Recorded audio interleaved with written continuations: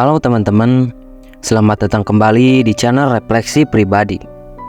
Channel yang membahas seputar cerita-cerita horor dan cerita menyeramkan yang menarik buat didengerin. Hari ini gue mau bahas cerita tentang sebuah keluarga yang baru aja pindah ke rumah barunya dan didatengin sama laki-laki yang ternyata seorang psikopat yang mau nyelakain keluarga itu. Tapi sebelum lanjut ke ceritanya, gue mau ngucapin terima kasih buat kalian yang udah nontonin video-video gue sebelumnya. Nah, buat kalian yang baru mampir nih, jangan lupa buat subscribe, aktifin lonceng notifikasinya, dan jangan lupa buat like video ini kalau kalian udah siap dengerin cerita serem kita kali ini. Tanpa basa-basi lagi, yuk kita mulai. Suatu hari di bulan Januari tahun 2020, sebuah keluarga yang terdiri dari ayah, ibu, dan 2 anak perempuan pindah ke sebuah rumah tua di pinggiran kota. Mereka adalah keluarga baru di lingkungan itu, dan mereka masih belum mengenal siapapun. Rumah itu besar dan luas, dengan halaman yang luas dan banyak pohon rindang. Keluarga itu sangat senang dengan rumah baru mereka. Mereka merasa seperti telah menemukan tempat yang sempurna untuk memulai kehidupan baru. Namun, mereka tidak tahu bahwa rumah itu memiliki sejarah kelam. Rumah itu pernah menjadi tempat pembunuhan berantai oleh seorang psikopat yang masih belum tertangkap. Pada suatu malam, keluarga itu sedang menonton televisi di ruang keluarga. Kemudian, mereka mendengar suara ketukan di pintu depan. Kemudian, mereka membukakan pintu dan menemukan seorang pria berpakaian rapi dengan tas koper di tangannya. Pria itu memperkenalkan dirinya sebagai Pak Herman. Dia mengaku sebagai tetangga keluarga itu yang rumahnya berada di ujung jalan. Dia meminta untuk menginap semalam karena rumahnya sedang direnovasi. Pak Herman adalah seorang pria yang ramah dan sopan. Dia berbicara dengan keluarga itu dengan hangat dan penuh perhatian. Anak-anak perempuan itu sangat senang dengan kehadiran Pak Herman.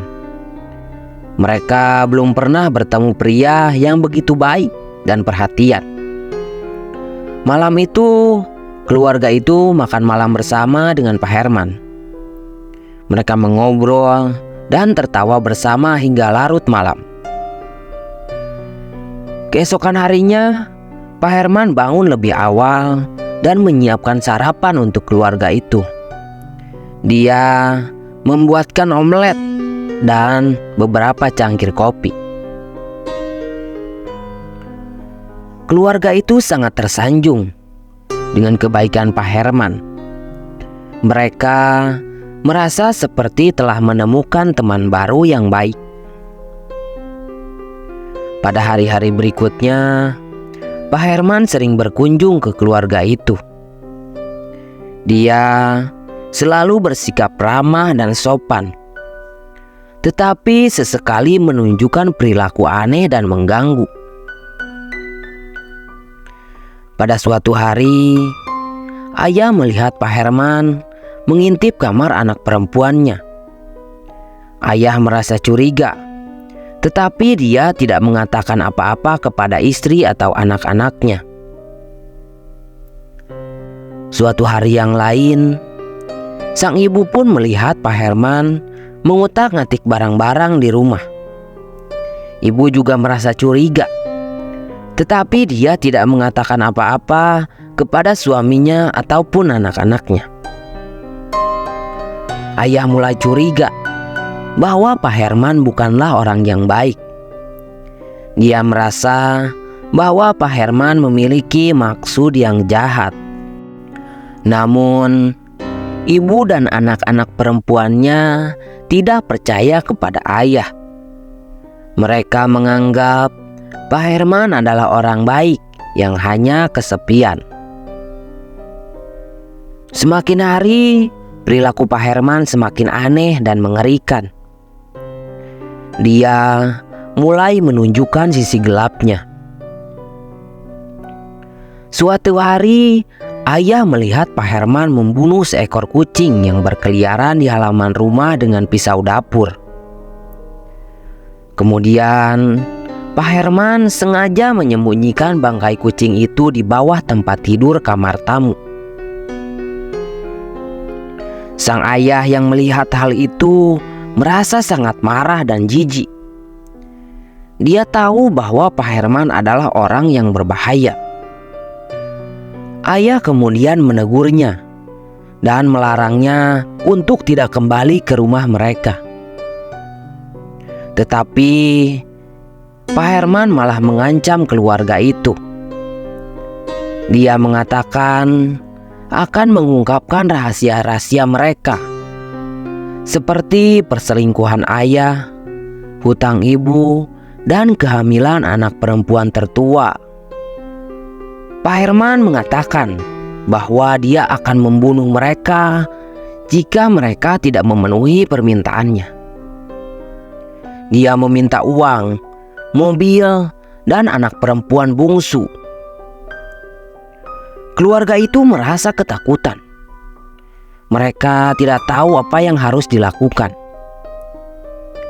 Ibu dan anak perempuan menangis dan memohon kepada Pak Herman untuk melepaskan mereka. Namun Pak Herman tidak mendengarkan mereka sedikit pun. Keluarga itu mencoba melawan Pak Herman sekuat tenaga. Tetapi dia lebih kuat dan licik. Dia berhasil mengunci mereka di ruang bawah tanah. Kemudian dia melukai mereka semua dengan kejam, seperti mengikat tangan mereka ke atas tiang dan menyayat-nyayat setiap bagian tubuh mereka. Pak Herman menikmati setiap jeritan dan kesakitan keluarga itu. Dia mengatakan bahwa dia adalah seorang psikopat yang sering membunuh keluarga yang menempati rumah itu. Setelah mendengar hari itu, keluarga itu pun sangat ketakutan. Pak Herman tidak menghentikan perbuatannya yang menakutkan itu. Setelah puas menyaksikan penderitaan keluarga itu, tak lama kemudian dia tiba-tiba menghubungi polisi. Dan dia berbohong kepada polisi, mengaku bahwa dia adalah korban penculikan oleh keluarga itu. Dan Pak Herman meminta bantuan. Tak lama polisi pun datang ke rumah itu. Tetapi Pak Herman menyamar sebagai ayah dan mengatakan bahwa keluarga itu sudah pergi keluar kota.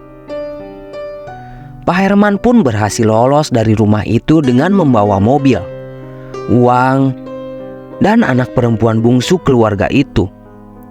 Dia terus melanjutkan perjalanan pembunuhannya di kota-kota lain. Dia selalu mencari rumah-rumah yang tampak sepi dan kosong. Setelah beberapa hari kemudian, keluarga itu ditemukan tewas di ruang bawah tanah oleh seorang tetangga yang curiga dengan bau busuk yang keluar dari rumah itu.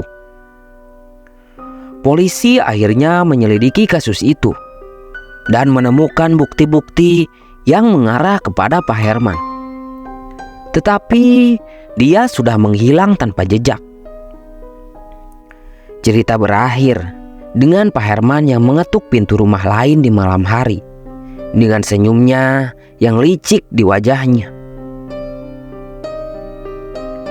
Nah, itu dia cerita serem yang bisa gue bawain kali ini.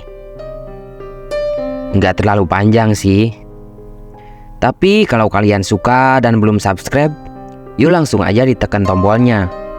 Dan jangan lupa buat aktifin lonceng notifikasinya biar nggak ketinggalan cerita seru selanjutnya.